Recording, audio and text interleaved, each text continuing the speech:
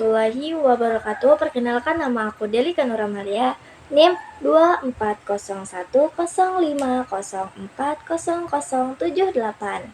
Di sini aku akan menjelaskan tentang SPT tahunan. Ngomongin tentang pajak memang sulit, tapi sebenarnya tidak sesulit itu loh. Di sini aku akan ngejelasin tentang SPT tahunan secara jelas dan runtut.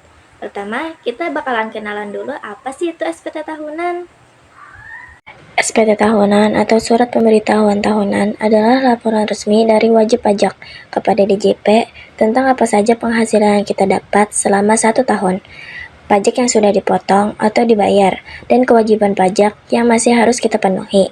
Jadi, SPT tahunan itu ibarat laporan keuangan pribadi atau perusahaan yang harus disampaikan ke negara setiap tahunnya. Selain pajak, SPT tahunan juga ada dasar hukumnya loh. Di sini aku bakal ngejelasin apa aja sih dasar-dasar hukum SPT tahunan.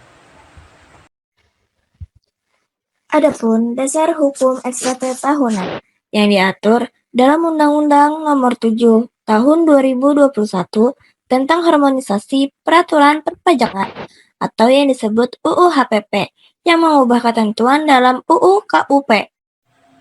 Ternyata SPT tahunan tidak satu jenis aja loh, dan SPT tahunan terbagi menjadi 2 jenis. Yang pertama, SPT tahunan untuk orang pribadi, yang kedua, SPT tahunan untuk badan. Di sini aku akan jelasin apa aja sih perbedaan SPT tahunan badan dan SPT tahunan pribadi. Berikut penjelasannya. Secara umum, SPT tahunan ada 2 jenis, yaitu yang pertama, SPT tahunan orang pribadi, yang digunakan oleh individu atau perorangan yang memiliki NPWP. Yang kedua, SPT tahunan badan, digunakan oleh perusahaan atau badan usaha, baik yang berbentuk PT, CV, koperasi, maupun yayasan. Pasti kalian bingung, fungsi SPT tahunan itu apa aja sih? Di sini aku bakal jelasin apa-apa aja sih fungsi SPT tahunan. Berikut penjelasannya. Selanjutnya, ada fungsi utama SPT tahunan sebagai berikut. Yang pertama, sebagai sarana pelaporan pajak dari wajib pajak ke negara. Yang kedua, menentukan besarnya pajak terutang dalam 1 tahun. Yang ketiga, sebagai alat pengawasan oleh DJP terhadap kepatuhan pajak. Yang keempat, sebagai bukti kepatuhan hukum bagi wajib pajak. Nah, di sini selain fungsi, ada pun tujuan SPT tahunan. Berikut tujuan-tujuan SPT tahunan. Selain fungsi, ada pun tujuan pelaporan SPT tahunan, antara lain, yang pertama, memberikan informasi yang benar, lengkap, dan jelas tentang pajak. Yang kedua, mengetahui apakah pajak kurang bayar, nihil, atau lebih bayar. Yang ketiga, mendukung sistem self-assessment, yaitu wajib pajak menghitung dan melaporkan sendiri pajaknya. Yang keempat, menghindari sanksi administrasi dan hukum. Nah, supaya tidak ribet, adapun di sini jenis-jenis formulir untuk SPT tahunan pribadi. Di sini akan dijelaskan apa aja sih formulir untuk SPT orang pribadi. Adapun formulir untuk orang pribadi, terdapat 3 jenis formulir SPT tahunan, yaitu yang pertama, formulir 1770SS, digunakan oleh wajib pajak orang pribadi yang pertama, hanya menerima penghasilan dari satu pemberi kerja. Yang kedua, tidak memiliki usaha. Yang ketiga, memiliki penghasilan bruto maksimal 60 juta per tahun. Selanjutnya, yang kedua, ada formulir 1770S yang digunakan oleh wajib pajak orang pribadi. Yang pertama, berstatus sebagai karyawan. Kedua, memiliki penghasilan lebih dari 60 juta per tahun. Yang ketiga, dapat berasal dari satu atau lebih pemberi kerja. Yang keempat, tidak memiliki usaha sendiri. Dan yang terakhir, formulir 1770 digunakan oleh wajib pajak orang pribadi. Yang pertama, memiliki usaha atau pekerjaan bebas atau freelancer. Yang kedua, memiliki penghasilan final. Yang ketiga, memiliki penghasilan dari luar negeri. Yang keempat, atau memiliki lebih dari satu jenis sumber penghasilan. Di video sebelumnya, itu adalah formulir untuk SPT tahunan orang pribadi. Jadi beda ya untuk formulir orang pribadi dan badan. Di sini akan dijelaskan apa aja sih formulir untuk SPT tahunan badan.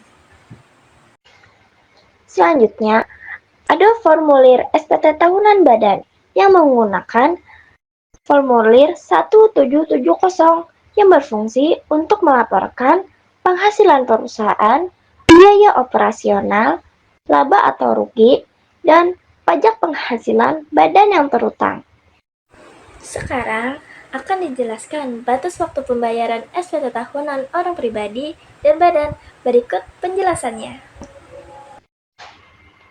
Selanjutnya, ada batas waktu pembayaran pajak. Jika dalam SPT terdapat pajak kurang bayar, maka pembayaran harus dilakukan sebelum SPT disampaikan atau paling lambat 31 Maret untuk wajib pajak orang pribadi, 30 April untuk wajib pajak badan. Di video sebelumnya adalah batas waktu pembayaran SPT tahunan, dan sekarang adalah batas waktu pelaporan SPT tahunan orang pribadi maupun badan. Berikut penjelasannya. Selain batas waktu pembayaran, ada pun batas waktu pelaporan SPT tahunan. Yang pertama, batas waktu akhir pelaporan SPT tahunan adalah orang pribadi paling lambat 31 Maret setiap tahun. Badan paling lambat 30 April setiap tahun. Di video sebelumnya sudah jelaskan batas waktu pembayaran dan pelaporan. Nah, jika ada batas waktu, berarti sudah ada sanksi. Berikut sanksi SPT tahunan orang pribadi maupun badan. Selanjutnya, sanksi jika tidak melaporkan SPT.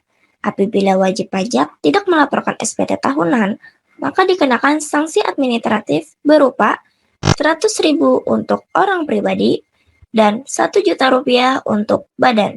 Selain itu, pajak kurang bayar dikenai bunga. Jika disengaja dan merugikan negara, dapat dikenai sanksi pidana. Di sesi terakhir, aku bakal jelasin tata cara pelaporan SPT tahunan dengan benar dan jelas. Berikut penjelasannya. Adapun cara pelaporan SPT tahunan. Yang pertama, menyiapkan data penghasilan dan bukti potong pajak. Yang kedua, login ke DJP online menggunakan NPWP dan password. Yang ketiga, memilih menu e-filing. Yang keempat, memilih jenis formulir SPT. Yang kelima, mengisi data sesuai kondisi wajib pajak. Yang keenam, mengirim SPT secara elektronik.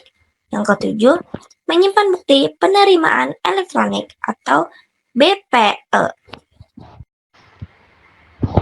Selanjutnya, pelaporan pajak harus dilakukan dengan benar atau sesuai kondisi sebenarnya, lengkap, atau tidak ada data yang disembunyikan, jelas atau mudah dipahami, dan yang terakhir, tepat waktu.